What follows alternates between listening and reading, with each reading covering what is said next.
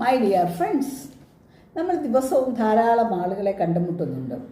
എല്ലാവരും വ്യത്യസ്തരാണ്. അവരുടെ വ്യക്തിത്വങ്ങൾ ചില പ്രത്യേകതകളുണ്ട്. ചിലർക്കാണെങ്കിൽ ഏതെങ്കിലും ഡിസോർഡേഴ്സ് ഉണ്ട്. അങ്ങനെ ഒരാളിൽ നിന്നും വ്യത്യസ്തരാണ്. ചിലർ സ്വന്തം കാര്യം മാത്രം നോക്കുന്ന നാർസിസ്റ്റുകളുണ്ട്. ഇതിനെക്കുറിച്ച് ഞാനൊരു വീഡിയോ ഇതിനു മുമ്പ് ചെയ്തിട്ടുണ്ട്. പിന്നെ ചിലരാണെങ്കിലോ പെട്ടെന്ന് എന്ത് കാര്യവും പ്രവർത്തിക്കും, ഇമ്പൾസീവ് എന്ന് പറയും.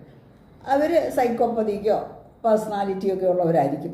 ഈ സൈക്കോപ്പതിക് പേഴ്സണാലിറ്റി നാർസിസവും കൂടെ ഇതിൻ്റെ കൂടെ ചേർന്ന് ഒരു ഡാർക്ക് ട്രേഡ് എന്ന് പറയുന്ന ഒരു സർക്കിളുണ്ട്.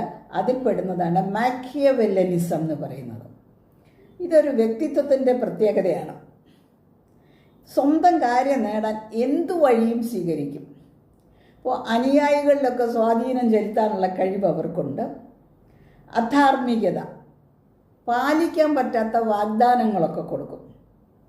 എന്നിട്ട് ജോലി ചെയ്യുന്നവരോ അങ്ങനെയൊക്കെ അവരെയൊക്കെ കൊണ്ട് ജോലി ചെയ്യിപ്പിച്ചിട്ട് അവരുടെ ക്രെഡിറ്റ് നമ്മളെടുക്കും.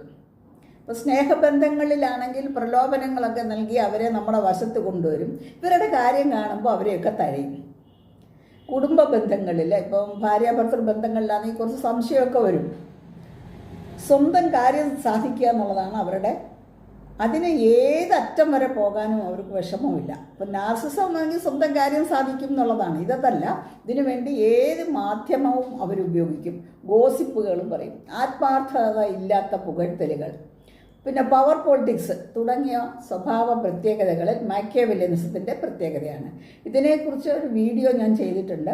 അതിൻ്റെ ലിങ്ക് താഴെ കൊടുക്കുന്നു.